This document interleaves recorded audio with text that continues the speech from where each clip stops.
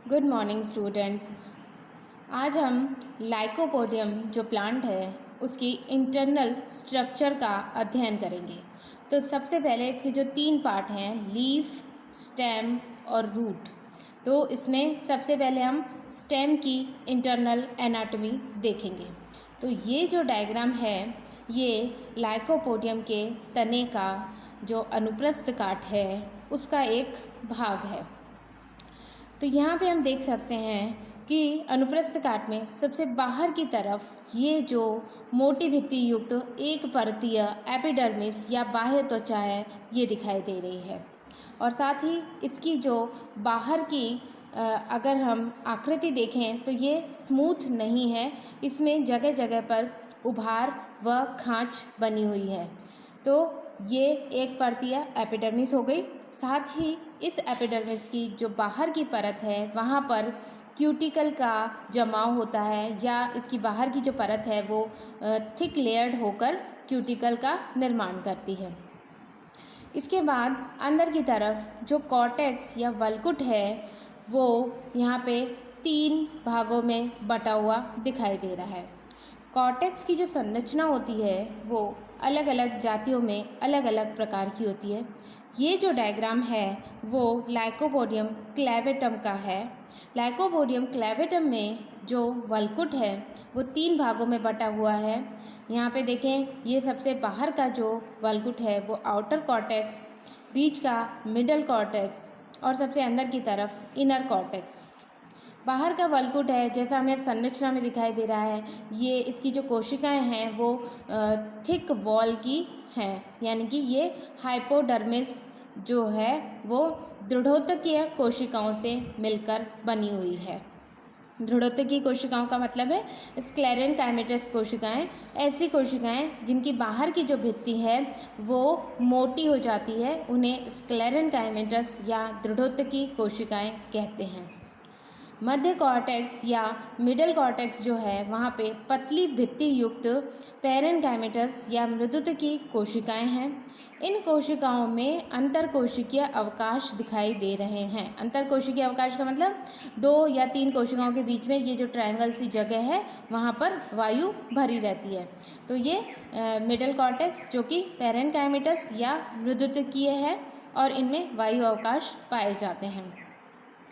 अब बात करते हैं इनर कॉर्टेक्स की। तो इनर कॉर्टेक्स जो है वो फिर से थिक वॉल्ड स्क्लेरेनकाइमेटस कोशिकाओं से मिलकर बना हुआ है। वल्कुट की जो सबसे अंदर की एक परत होती है वो एंडोडर्मिस का निर्माण करती है।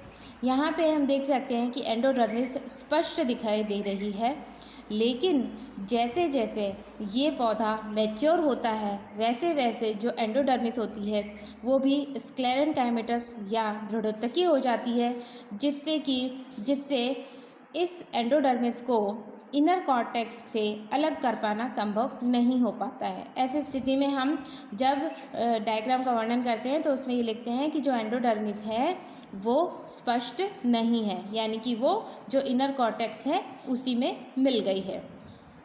सबसे अंदर की तरफ जो रंभ है या स्टील है तो इसमें भी अलग अलग जातियों में अलग अलग प्रकार का स्टील पाया जाता है।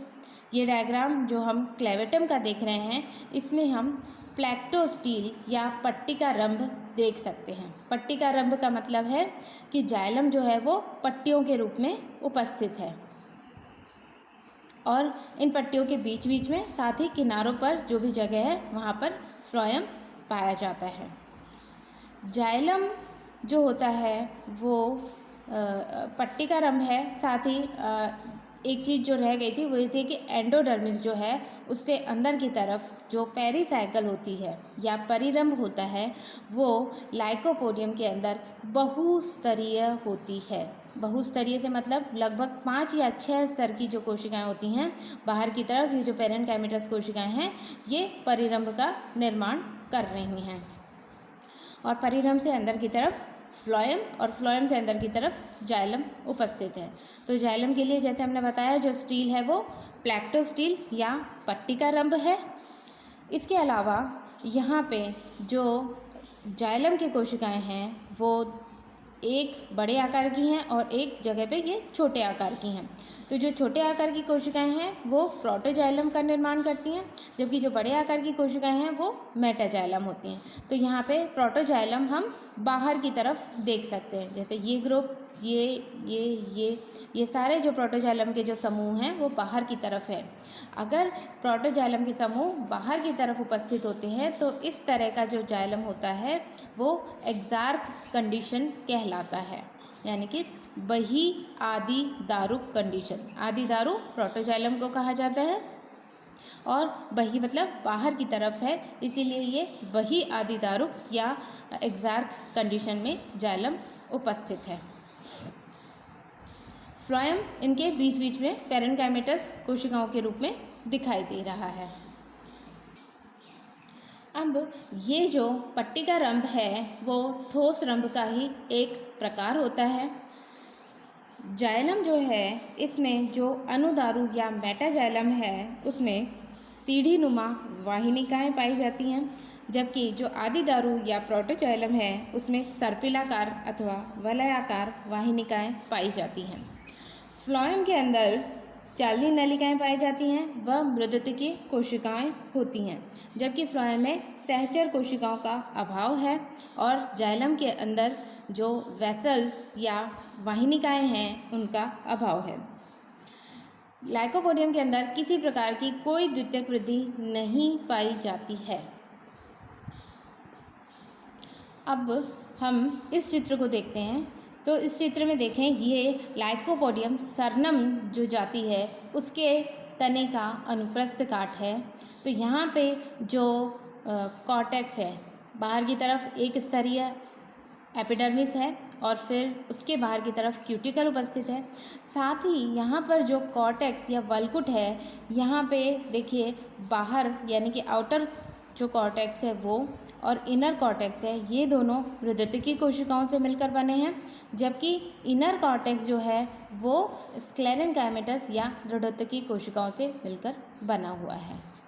इसके बाद जो कॉर्टेक्स की अंदर की सतह होती है या अंदर की एक परतीय कोशिका जो होती है वो एंडोडर्मिस का निर्माण करती है। उससे अंदर की तरफ बहुस्तरीय परिरंभ पाया जाता है और अंदर जो जाइलम और फ्लोएम है इनकी व्यवस्था अगर हम इसमें देखें, ये जाती है लाइकोपोडियम सरनम। तो इसमें देखिए कि जो जाइलम है वो जगह जगह बिखरी हुई अवस्था में पाए जाते हैं। साथ ही केंद्र में मेटाजाइलम है और बाहर की तरफ प्रोटोजाइलम के समूह दिखाई दे रहे हैं और इनके बीच बीच में मृदुतिकी फ्लोएम उपस्थित है। तो इस तरह की जो कंडीशन होती है ये भी प्रोटोस्टील या ठोस रंभ का ही एक प्रकार होता है, लेकिन इसे मिक्स्ड प्रोटोस्टील या मिश्रित ठोस रंभ कहा जाता है। यानी कि यहाँ पे जाइलम जो है जगह जगह मिलीजुली अवस्था में बिखरे हुए हैं और उसके बाद प्रोटोजाइलम के समूह अलग दिखाई दे रहे हैं और मेटाजाइलम के समूह अलग दिखाई दे रहे हैं। तो ये है लाइकोपोडियम सरनम, जिसमें कि मिक्स्ड प्रोटोस्टील पाई जाती है। साथ ही जो वल्कुट है उसमें बाहरी वल्कुट और आंतरिक वल्कुट पैरेन्काइमेटस है। अब ये तीसरा प्रकार है। तीसरा प्रकार जो है वो लाइकोपोडियम सरनम का है। यहाँ पे हम कॉर्टेक्स और एंडोडर्मिस एपिडर्मिस हमने नहीं दिखाई है, ये केवल स्टील या रंभ का चित्र है। तो यहाँ पे हमें जो जाइलम है वो ताराकार आकृति में दिखाई दे रहा है, जिसमें मेटाजाइलम बीच में है और प्रोटोजाइलम बाहर की तरफ है और फ्लोएम जो है वो ताराकार आकृति का जो जाइलम है उसकी भुजाओं के बीच बीच में उपस्थित है। तो इस तरह का जो रंभ होता है वो एक्टिनोस्टील या एक्टिनोस्टील प्रोटोस्टील होता है, जिसे अररंभ भी कहा जाता है।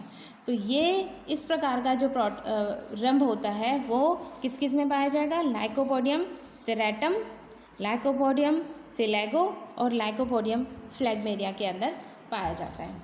जबकि जो मिक्स्ड प्रोटोस्टील था ये वाला जो है वो किस किस में पाया जाता है? लाइकोपोडियम सरनम के अंदर पाया जाता है।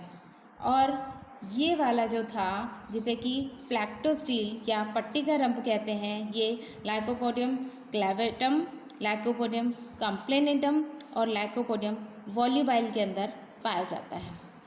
तो यहाँ पे हमने देखा कि जो लाइकोपोडियम की अलग अलग जातियाँ हैं, उनमें अलग अलग जातियों में नंबर 1 जो कॉर्टेक्स है उसके अरेंजमेंट में विभिन्नता होती है, और नंबर 2 उसका जो रंभ होता है वो भी अलग अलग प्रकार का होता है। लेकिन ये सभी प्रकार जो होते हैं वो एक प्रकार ठोस रंभ या प्रोटोस्टील के अंतर्गत आते हैं।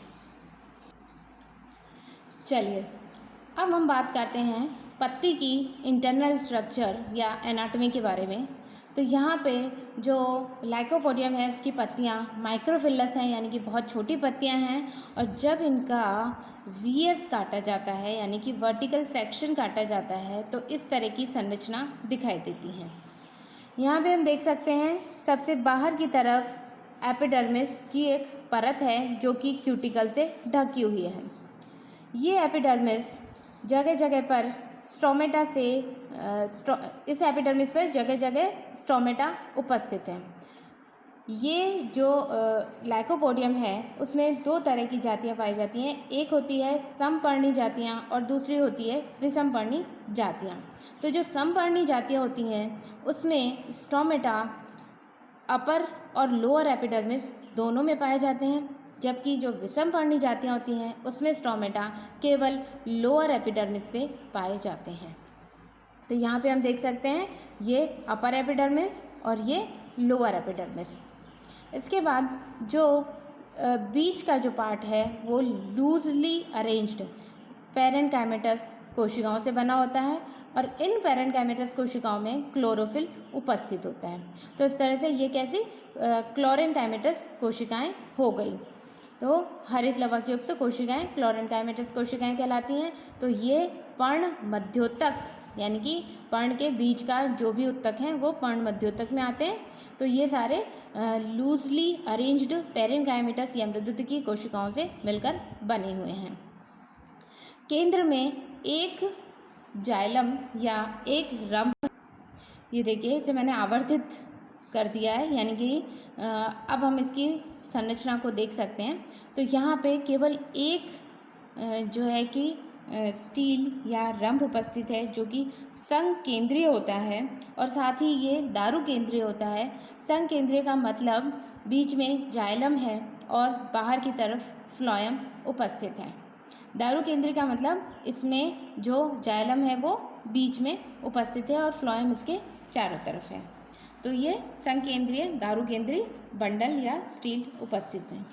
यहाँ पे जो जाइलम है उसमें मोटी भित्तीय वलयाकार व सर्पिलाकार वाहिनिकाओं द्वारा निर्मित होता है, जबकि इसमें मेटाजाइलम या प्रोटोजाइलम में कोई विभेदन नहीं है। दोनों की कोशिकाएं अलग अलग नहीं हैं, केवल एक ही प्रकार की बड़ी और मोटी भित्ति वाली जाइलम की कोशिकाएं यहाँ पर उपस्थित हैं। यहाँ पे इसके चारों तरफ किसी प्रकार की कोई बंडल शीट जैसी संरचना नहीं पाई जाती है, जैसा कि हमने सिलेजिनेला के अंदर पढ़ा था। फ्लोएम जो होता है वो चालनी नलिकाओं व मृदुतकी कोशिकाओं से बना होता है, और ये जो बंडल है वो मध्य शिरा का बंडल है, यानी कि पत्ती में जो एक अशाखित मध्य शिरा उपस्थित है ये उसको प्रदर्शित कर रहा है। यहाँ पर कोई अंतःस्त्वचा नहीं है, कोई एंडोडर्मिस नहीं है, और साथ ही जो पर्ण मध्योतक है वो एक ही प्रकार की कोशिकाओं से मिलकर बना हुआ है। यहाँ पे न तो कोई खंभोत्तक है और न ही स्पंज मृदुतक जैसी कोई कुछ संरचना पाई जाती है। अब हम देखते हैं कि जो रूट है उसकी इंटरनल स्ट्रक्चर क्या होती है। तो रूट एज यूजुअल 3 भागों में विभक्त है। बाहर की तरफ एपिडर्मिस, फिर कॉर्टेक्स और अंदर की तरफ स्टील। तो सबसे पहले यहाँ पे जो बाहर की तरफ एपिडर्मिस है ये एक परतीय ढोलकाकार कोशिकाओं से मिलकर बनी हुई है। दूसरी चीज़ यहाँ पे क्यूटिकल नहीं पाई जाती है, और तीसरी चीज़ जो एपिडर्मिस है उस पे रूट हेयर उपस्थित हैं। लाइकोपोडियम की जो रूट होती है वहाँ पे जो रूट हेयर हैं वो हमेशा युग्म में या पेयर में पाए जाते हैं, डायग्राम में अगर हम देखें तो हर जगह पे दो दो हेयर, रूट हेयर जो हैं वो बने हुए हैं। अब अगर इसके कॉर्टेक्स की बात करें, कॉर्टेक्स या वल्कुट की, तो वल्कुट दो भागों में विभक्त है। बाहर की तरफ जो वल्कुट है वो स्क्लेरेनकाइमेटस कोशिकाओं से मिला हुआ है और अंदर की तरफ जो वल्कुट है वो पैरेनकाइमेटस कोशिकाओं से मिला हुआ है। साथ ही इसमें भी अंतरकोशिकीय अवकाश उपस्थित होते हैं। यहाँ पे हाइपोडर्मिस या आउटर कॉर्टेक्स जो है वो थिक वॉल्ड स्क्लेरेनकाइमेटस कोशिकाओं का है और इनर कॉर्टेक्स पैरेनकाइमेटस कोशिकाओं का है। सबसे केंद्र में जो रंभ है वहाँ पे हम देख सकते हैं कि यहाँ पे न तो कोई एंडोडर्मिस दिखाई दे रही है और न ही कोई पेरिसाइकल दिखाई दे रही है। यहाँ पे जो जाइलम है वो सी के आकार में उपस्थित है। इसे हम सी कह सकते हैं या यू कह सकते हैं। और इनके जो दोनों सिरे हैं वहाँ पर प्रोटोजाइलम उपस्थित है, यानी कि जो जाइलम है वो द्विआदिदारुक है और मेटाजाइलम जो है वो बड़ी कोशिकाओं से ये सी या यू की जो बॉडी है वो बना रहा है। इन दोनों के बीच का जो ये भाग है यानी कि केंद्र का जो भाग है वहाँ पर फ्लोएम की कोशिकाएं उपस्थित होती हैं। साथ ही तो ये जो डायग्राम है वो लाइकोपोडियम सिलेगो की रूट का है। अब अगर हम लाइकोपोडियम क्लेवेटम के बारे में बात करें तो लाइकोपोडियम क्लेवेटम में जो स्टील होता है वो एक्टिनो स्टील होता है। साथ ही यहाँ पर एंडोडर्मिस व पेरिसाइकल भी स्पष्ट होती है और एक्टिनो स्टील होने की वजह से वो बहुआदिदारुक कंडीशन में होता है। रूट में जो एक और इम्पॉर्टेंट चीज़ है वो है लाइकोपोडियम में जो रूट की उत्पत्ति होती है वो एंडोडर्मिस से होती है और एंडोडर्मिस से भी कहाँ पर, वो स्तंभ के ऊपरी सिरे में रूट की उत्पत्ति होती है। तो जब रूट स्तंभ के ऊपरी सिरे में उत्पन्न हो रही है तो वहाँ से ये कॉर्टेक्स के थ्रू नीचे आती है और नीचे आकर स्तंभ का जो आधारीय भाग है वहाँ से रूट बाहर निकलती है। तो यहाँ पे ये जो डायग्राम है वो एक मैच्योर स्टेम का डायग्राम है। यहाँ पे हम देख सकते हैं कि जो इसकी नॉर्मल एनाटमी है इसके अलावा यहाँ पे दो कॉर्टिकल रूट दिखाई दे रही हैं, यानी कि ये जो स्ट्रक्चर है वो तो इसके नॉर्मल रंभ की है जो कि स्टेम में पाया जाता है, लेकिन इसके साथ ही साथ यहाँ पर दो कॉर्टिकल रूट्स भी उपस्थित हैं जो कि उत्पन्न तो हुई हैं स्टेम के जो अग्रस्त सिरे पर एंडोडर्मिस की कोशिकाएं हैं वहाँ से, लेकिन ये कॉर्टेक्स के थ्रू रन करती हुई फिर ये नीचे स्तंभ के निचले हिस्से से बाहर निकलती हैं। तो यहाँ पे ये रूट कॉर्टेक्स के अंदर जो रूट उपस्थित है इन्हें कॉर्टिकल रूट कहा जाता है। अब अगर इस कॉर्टिकल रूट की एनाटमी देखें हम, ये देखिए ये जो एनाटमी है ये कॉर्टिकल रूट की है। ये कॉर्टेक्स के अंदर है इसलिए यहाँ पर स्पष्ट एंडोडर्मिस नहीं दिखाई दे रही है। साथ ही चूँकि ये उत्तकों के अंदर है तो यहाँ पे रूट हेयर की भी किसी प्रकार की कोई आवश्यकता नहीं है और यहाँ पे कोई रूट हेयर उत्पन्न नहीं हुए हैं।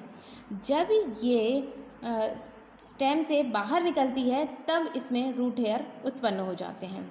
और इंटरनल स्ट्रक्चर यानी कि स्तंभ स्टील की संरचना देखें तो वो भी सी की आकृति में है, यानी कि द्विआदिदारुक कंडीशन में है और बीच में जो है कि फ्लोएम उपस्थित है।